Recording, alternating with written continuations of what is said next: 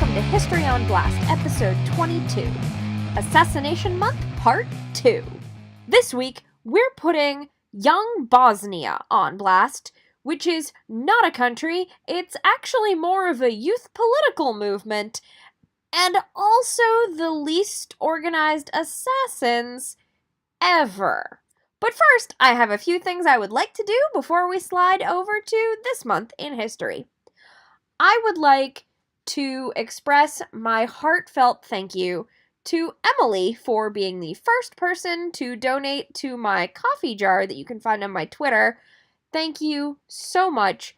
Your donation helps us keep the lights on here at History on Blast. And now, this month in history. On March 30th of 1981, President Reagan delivered an address to representatives from the AFL-CIO at the Washington Hilton Hotel. The hotel was traditionally considered the safest venue for the president because of an enclosed passageway that had been constructed after the assassination of JFK. During the entire process, and both the arrival and departure, the president would only have 30 feet where he was in any perceived danger. And in those 30 feet, John Hinckley Jr. got the chance he had been waiting for. He got off 6 shots and shot 4 people, including President Reagan. While all of the victims survived, the 2014 death of former White House Press Secretary James Brady was ruled a homicide, since it was a result of the assassination attempt. Next up, I have a message from friends of the show, Kay and Warren, over at the podcast Tone Deaf.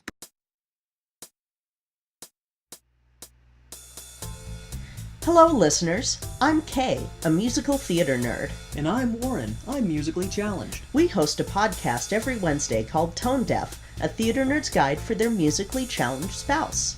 Join us as I introduce Warren to musicals he's never seen and test his knowledge about musical theater. You have to have knowledge before you can be tested. Well, you've come a long way, Warren. Now you know that Andrew Lloyd Webber created Cats and not West Side Story. Is that the show with the Cobras? And we still have a ways to go. Join us every Wednesday for Tone Deaf.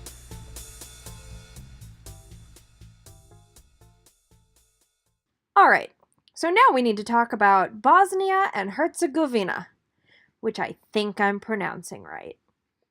I'm going to start this with just a disclaimer that my ability to pronounce Slavic names is fairly limited. I've been playing around with Google Translate and making it say names, so I have a rough idea of what they should at least kind of sound like, and I'm doing my best, but I may pronounce things wrong. I'm American, and I'm sorry. And with that, we'll move on to the topic at hand. So, Franz Ferdinand was born on December 18th, 1863. And if you know that name, you know where this is going. Because on June 28th of 1914, at the age of 50, he was assassinated in Sarajevo.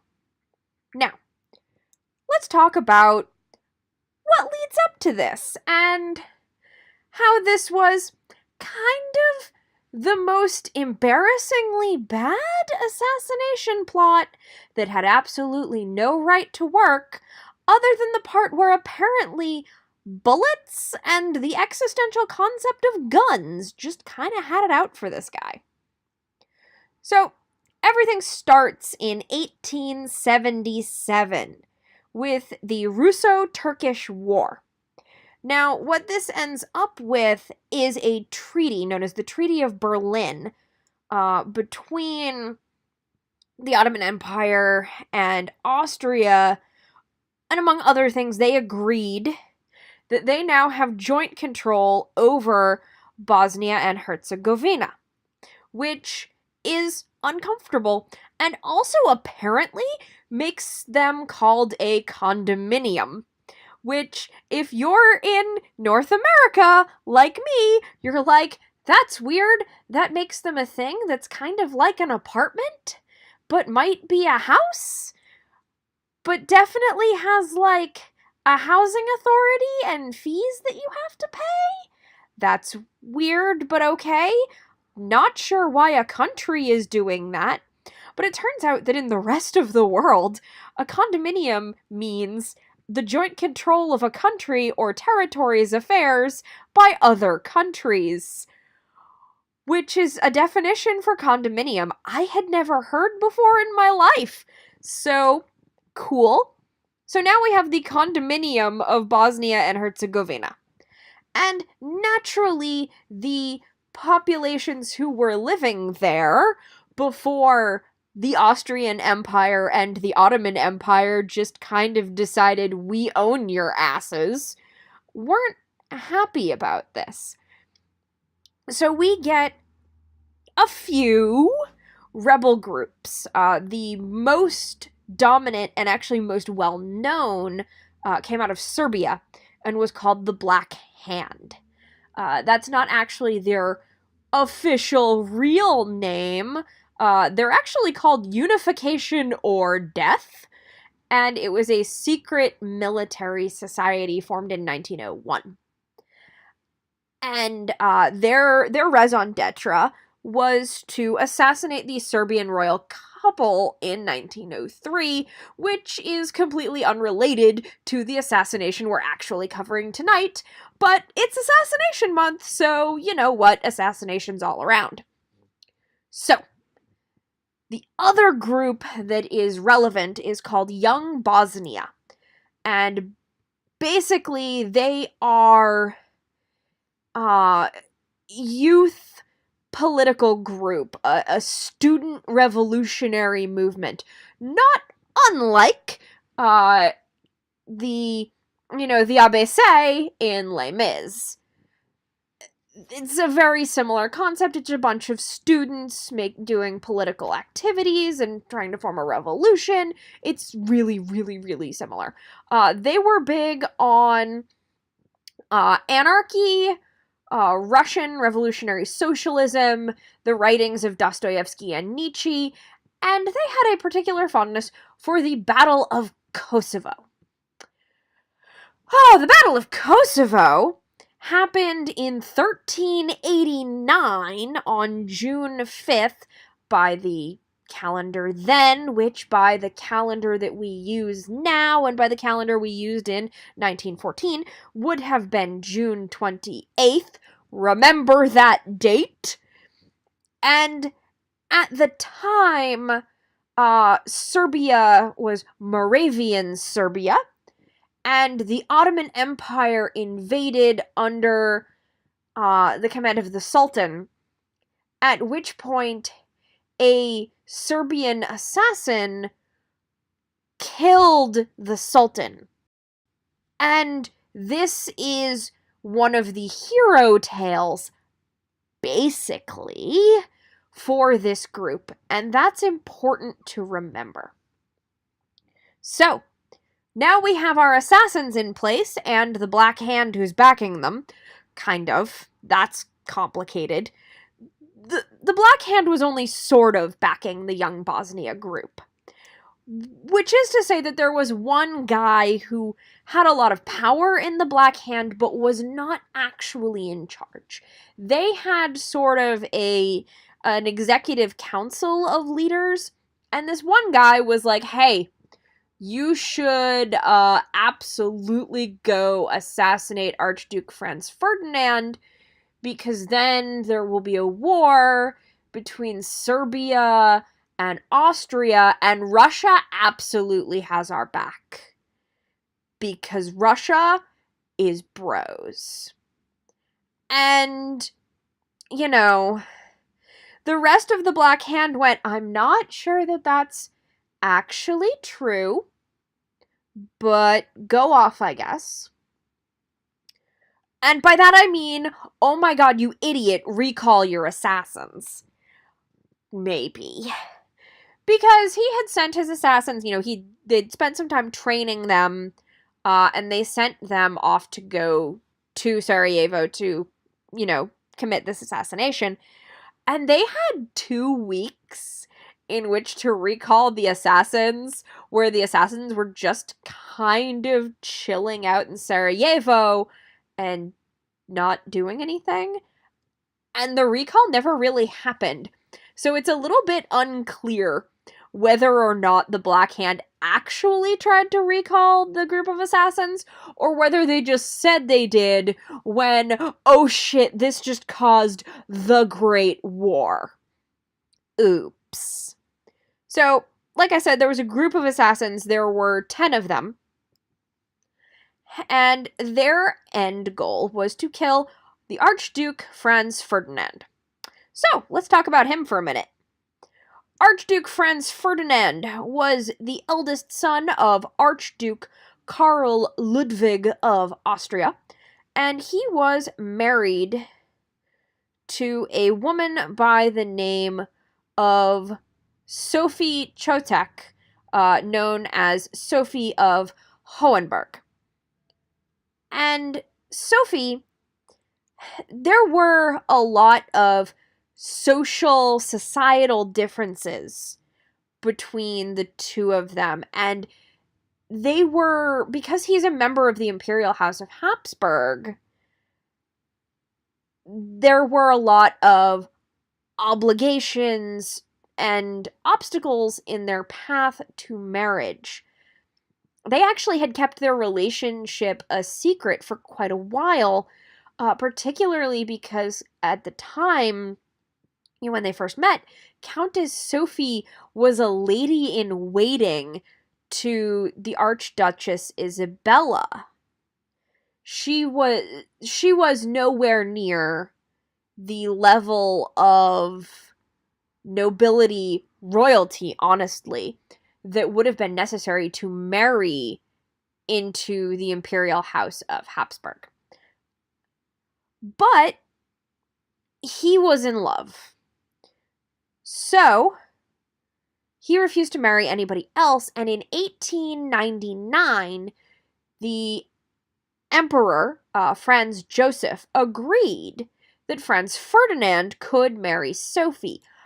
But there was a condition on this, which was that their descendants did not have succession rights to the throne, and she does not share his rank, title, precedence, or privileges, which means that any time that they appeared together in state, they couldn't actually stand together. She had to stand in the position of Duchess of Hohenberg, which meant that she yielded precedence to all of the archduchesses at court. They also couldn't travel together in the royal carriage, and she wasn't allowed to sit in the royal box when they were at theater. There was, however, an exception to this. If he was traveling or whatever as a member of the military and not as the Archduke, then they could travel together in the car or whatever. So, that is why when he was in Sarajevo, he was doing it under the auspices of being there to inspect the military so that he could travel with his wife. Alright, so now that we've got all of that background out of the way, there's one more thing to discuss. And that is, how did this guy end up as the heir to the Austrian Empire anyway? In 1889, the Crown Prince Rudolf killed himself in Meierling at his hunting lodge, which leaves Karl Ludwig, the Archduke, as the heir to the empire now. But in 1896, he died of typhoid fever, which, for those of you who aren't familiar with it, is basically, it travels through the fecal-oral route, which means that you're eating stuff with poop bacteria in it. So, Karl Ludwig dies of poop, and it's very bad. Dying of typhoid is very bad. If you want some more information on that, there are absolutely episodes of Sawbones on it. I believe there are, in fact, multiple episodes where they discuss typhoid fever. But what's important to us right now is that leaves Franz Ferdinand as the heir to the Austrian Empire. So, we now have him in position as the heir to the Austrian Empire, and he was trying to appease the Serbians to maintain peace and to keep Serbia and Bosnia-Herzegovina all at peace, to keep Bosnia-Herzegovina as part of the Austrian Empire. It's a whole political mess. So, they're traveling in a car in Sarajevo. And unbeknownst to Franz Ferdinand and Sofia, there are 10 young assassins out there looking for them. Early in the day, alright, Nedeljko Kabrinovic had thrown a grenade at their car, but missed, and the bomb detonated behind them, injuring the occupants in the next car, which results in Franz Ferdinand yelling at the governor, which is kind of an amusing image. They then decided that they wanted to go visit the people who had been injured, so they were planning on going to the hospital now. But nobody told the drivers that they changed the plans, so the drivers head out and realize they're going the wrong way, and now they have to turn around and go the other way. Well, one of the other assassins, Gavrilo Princip, had tried earlier to assassinate Franz Ferdinand. Couldn't find them, got lost, there was a whole thing. Ended up going to a cafe to get a sandwich, and looks up to find the Archduke's car. Open-topped 1914 car stopped in the road.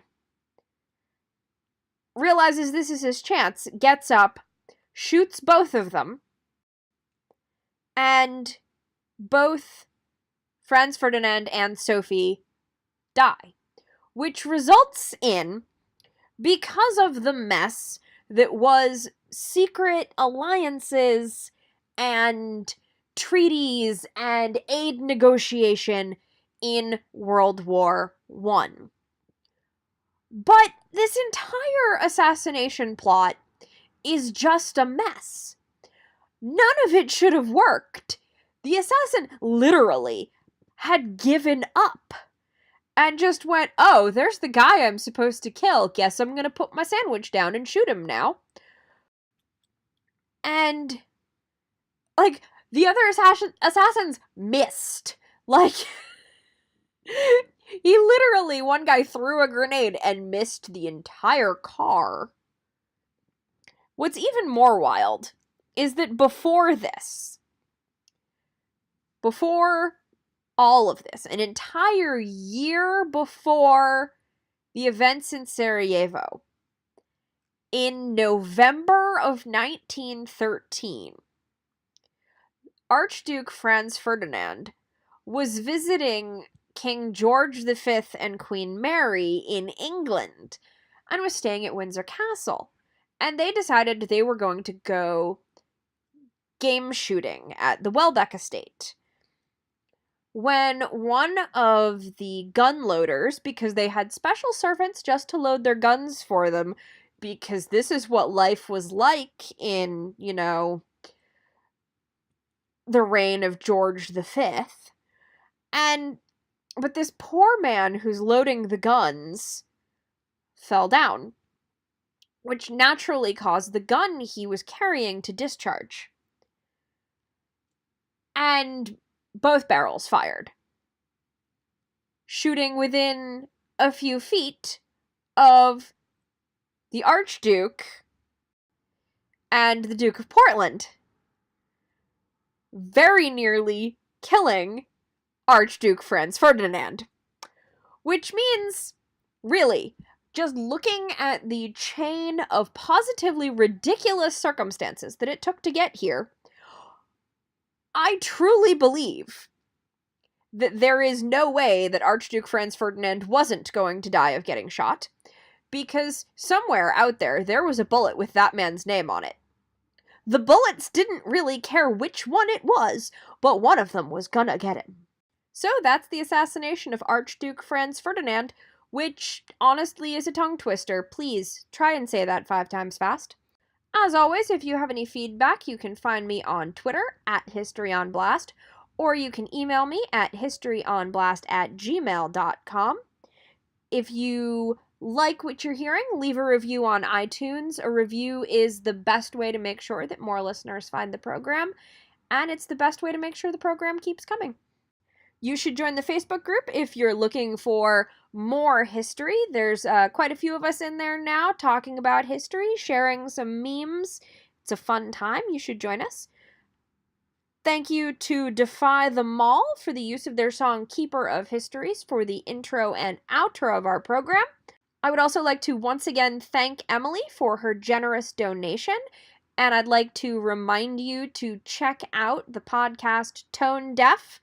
It is a fun ride, even if Warren still thinks that the Cobras are in West Side Story.